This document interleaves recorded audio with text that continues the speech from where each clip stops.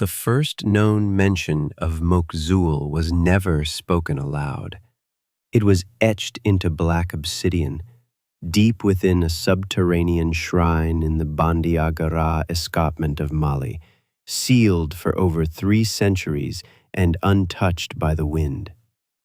The stone itself was warm to the touch even in darkness. Anthropologists in 1973 believed they had uncovered a forgotten funerary chamber of the Dogon people. What they found instead was a circular chamber lined in symbols that bled under flashlight. At the center, a single unsettling carving, part crocodile, part ape, part something else entirely. Beneath the carving, etched in tight spirals, was a phrase translated not by language, but rhythm. He who was made to listen now learns to call. But that wasn't the beginning. In 1816, French missionary Louis d'Hervaux wrote of a talking devil that lived in the river groves near the Niger. He'd heard it, he said, not once but thrice, each time calling out in unmistakable human French, "Aidez-moi, help me."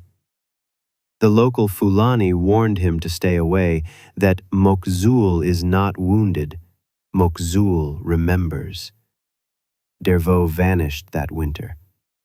Only his journal returned, soaped through, and found nailed to the trunk of a baobab, pages rearranged into a new sequence, repeating a single word: return.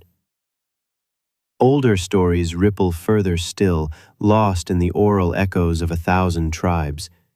In one Mandinka tale passed between griots in hushed tones, a cowardly shaman once cursed a great river beast for stealing his brother.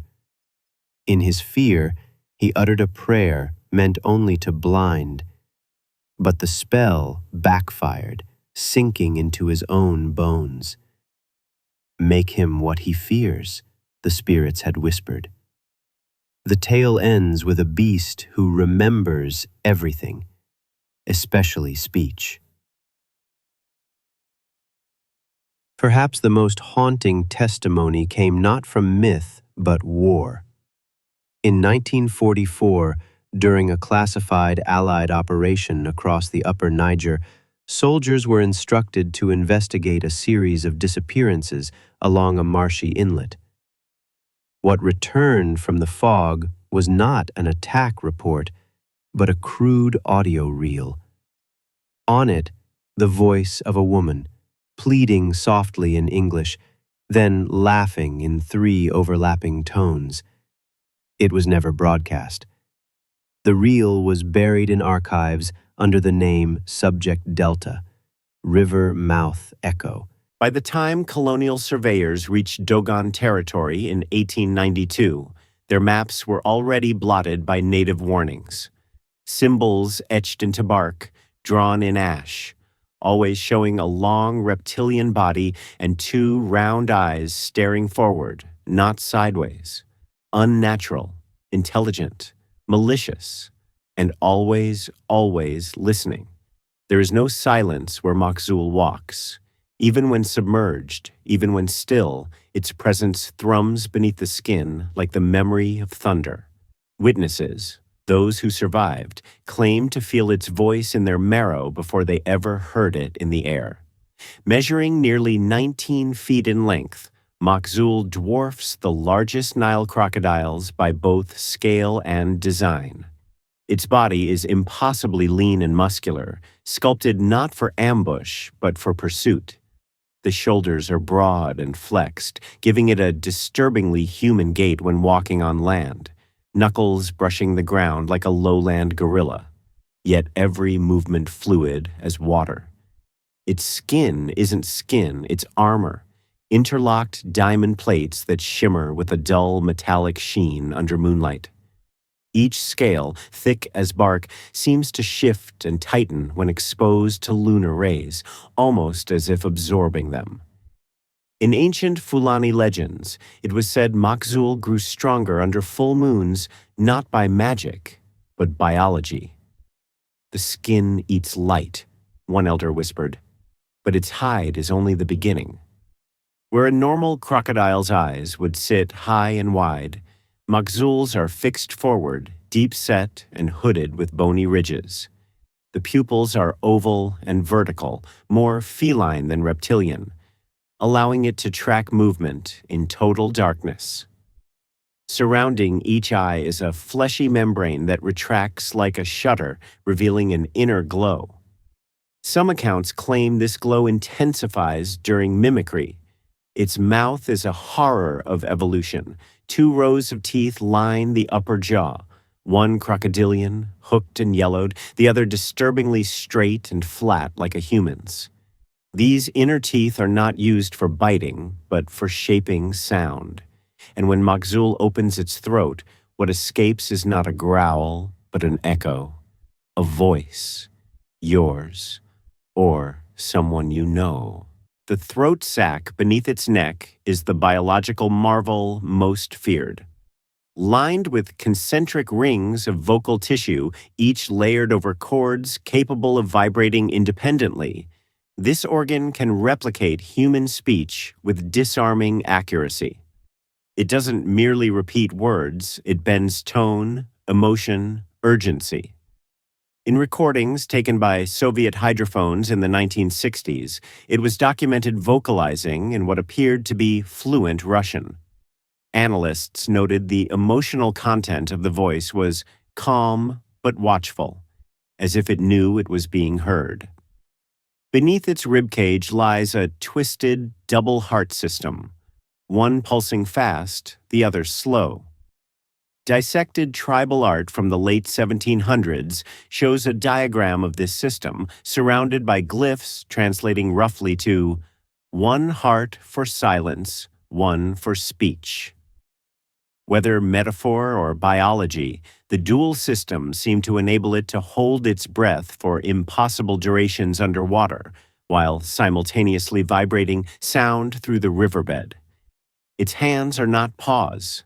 They are hands, 4 fingers and a thumb, all webbed, ending in thick, black claws. On land, it drags itself like a low beast. But in the water, those limbs spread like oars, granting it a silent propulsion that left no ripple. Skeletal remains, if they can even be believed, show cartilage structures resembling ape wrists fused with amphibious muscle bands. And if that weren't enough, the creature's spine houses a unique biological structure, a coiled, serpentine organ suspected to produce infrasound. Witnesses describe headaches, nausea, and sudden bursts of memory loss after exposure to its presence. One audio engineer from a defunct oil survey team in 1982 claimed that standing near the recorded vibrations of Mok'zul's call caused his teeth to chatter out of sequence. But its strangest feature may be its ability to remain unseen. Not invisible. Never that. But forgotten. Those who tracked it through the marshes would later forget the exact shape of its eyes or the way it moved. Testimonies conflict, even from the same person. Some say it walks, others say it slithers. A few insist it stands, just long enough for you to run. And running never helps.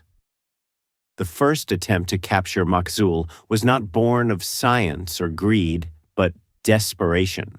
In 1892, following a string of unexplained disappearances near the inland delta of the Niger River, a British colonial crew, known officially as the Oboro Cartographic Expedition, was deployed to map and pacify the region. Privately, they were warned of a local spirit mimic believed to be luring villagers away. The commanding officer, Lieutenant Horace Thurlow, dismissed these claims as native superstition. In his journal, he wrote, "The sounds at night are fabricated. There is no creature that speaks." His team drowned in 2 feet of water, not in a river, not in a lake, but in a shallow floodplain where the reeds stood only waist high. When their bodies were recovered, those that were, each man had water in his lungs, but no signs of struggle, no wounds, no broken limbs. One had a broken jaw, not from trauma, but as if pried open from the inside. Thurlow's journal was recovered a mile from his body, pages blistered with moisture. The final entry read, "We heard it again." Mary's voice this time, but she died last year. The colonial government sealed the report. The region remained uncharted for 30 years. In the 1940s, French forces attempted their own operation. Codenamed Écoute Noire, Black Listening, the mission was designed to test long-range sonar systems across the African interior. What they found instead was a persistent distortion whenever their signals passed through a specific bend in the Bani River. At first, they believed it to be geological interference. Then came the voices. Recordings taken in 1949 contained a voice crying, "Par ici," followed by another voice repeating the same phrase, slightly delayed, but in reverse cadence. Analysts concluded it was an audio loop, except the background noise changed between echoes. One recording technician, René Dubois, committed suicide 3 weeks after exposure, leaving behind a note containing only a single phrase, scrawled 73 times. "It wanted to know my name." The tapes were locked away. Most were later destroyed. One remains, held by the French government in a vault beneath Fort de Vincennes. It has not been played since 1972. But not all who sought Mok'zul were governments. In 1964, during the Cold War, a Soviet scientific mission codenamed Project Ovad was deployed to Mali under the guise of hydroelectric surveys. In truth, the Soviets had obtained fragments of audio from the earlier French efforts and believed Mok'zul to be the biological source of a naturally occurring infrasound weapon. 6 researchers were dispatched. Only 2 returned. The survivors would not speak, not to press, not to family, but their equipment told its own story. Their hydrophones had recorded something no one could explain, a simultaneous pulse of 4 distinct human voices layered atop one another, echoing in patterns that matched Soviet Morse code. Not perfectly, but deliberately. One analyst declared, "Whatever it is, it understands rhythm, maybe even language." All future missions were aborted. Unconfirmed reports surfaced again in 1986. A Nigerian oil consortium hired a private security team to investigate rumors that workers were fleeing a remote pumping station near Lake Debo. What they found was a facility intact but abandoned, flooded in part by shallow water. In the audio logs recovered from the control room, security cameras captured nothing. Yet microphones recorded the faint sound of breathing, followed by a woman's voice whispering from the generator room, "Come look." That voice matched none of the known personnel, and yet the most chilling attempt was not to capture Mok'zul, but to worship it. In the late 1990s, a rogue cult known only as the Listeners emerged in southern Mauritania, reportedly built around a single book of unknown origin, titled The Throat Below Water. This book, written in a mixture of Dogon pictographs and broken Latin, describes a being born from speech, punished for silence, and bound to mimic until the river dries. The cult was said to practice vocal fasting, speaking only in echoes and meditating beside stagnant pools in hope that Mok'zul would call to them. A leaked video showed a woman entering a trance-like state and repeating in perfect mimicry the voice of her deceased husband, even though she had never heard the recording. When authorities raided the compound, no members were found, only mirrors, broken, arranged in a spiral around a shallow, muddy basin. In the age of satellites and sonar, there are some things we still cannot trace. Mok'zul, it seems, has not vanished, only grown quieter, deeper, and more deliberate. And in silence, it has spread. To the scientific community, Mok'zul exists only in whispers, spoken off-record between hydroacoustic engineers and field researchers in Western Africa. In 2012, a joint academic team from Denmark and Nigeria deployed submersible audio sensors into the labyrinthine wetlands of inner Niger Delta. Their aim was simple: monitor seasonal fish migration using hydrophones. But what they captured was not fish. At precisely 3:13 a.m. on June 19th, one of their underwater sensors recorded an unmistakable voice. Not speech, voice. A sound that rose from the silt with impossible clarity, low, thick, and human. The phrase it mimicked was chilling. Still here. The team dismissed it publicly as a prank. Privately, half the researchers requested reassignment. The recordings, scrubbed from the official report, later surfaced on a darknet server known only as Obsidian Tongue. But the creature was no longer confined to rivers.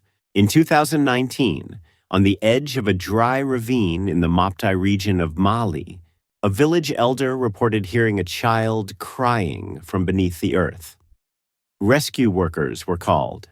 They heard it too, distinct, muffled, pleading for help.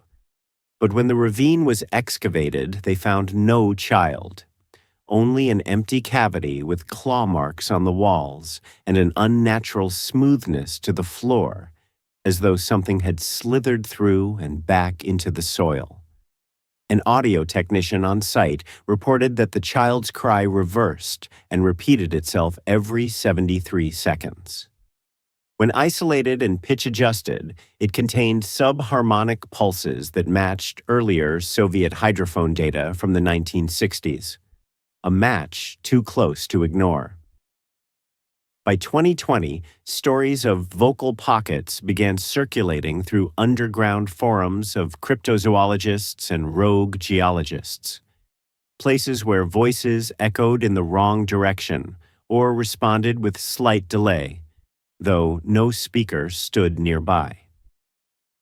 A freelance drone operator mapping the wetlands captured footage of a shallow pool rippling inward, not outward, as though swallowing sound itself. Corporations have taken notice.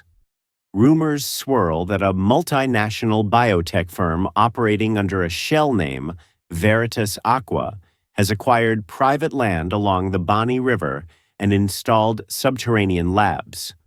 Satellite images show circular structures 50 meters across, designed with inward-facing walls. Locals report an unusual number of disappearing livestock and a constant low hum that keeps birds from nesting nearby. There are darker whispers still. Whispers of a man in Timbuktu who speaks only in mirrored phrases, unable to form his own words. Of a song heard only once in a deserted mosque that left the imam deaf and mute. Of travelers who claim they've followed their own voice into fog only to wake miles from where they started. Soaked, shaking, with sand in their teeth and no memory of how they got there. As the world grows louder, Mok'zul grows more precise. Its voice, once mistaken for myth, is now buried in data. Spread across thousands of lost recordings, glitched radio signals, and corrupted voice notes no one dares decode. And yet, the creature remains unseen. Alive. Waiting.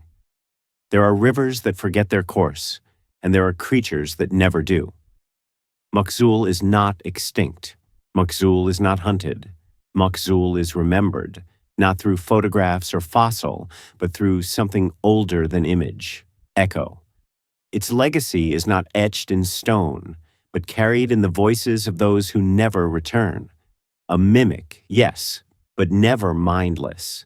It does not steal sound, it studies it, it listens, it learns, and in doing so, it becomes something far more terrifying than a predator.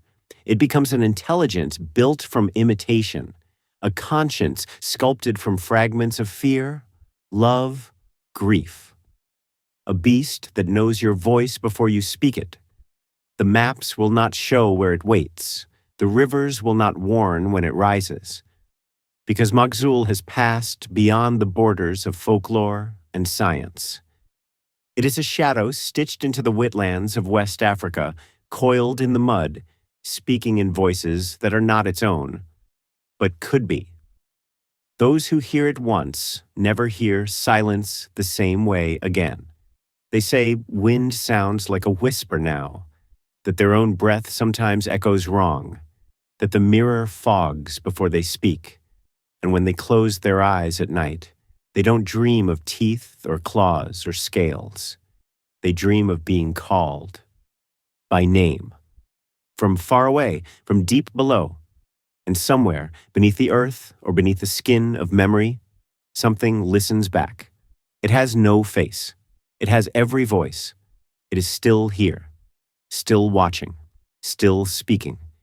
And if you ever find yourself walking alone near a still pool of water, and you hear someone calling for help, ask yourself only one question. Does that voice truly belong to anyone you know? Or has Mok'zul finally learned yours?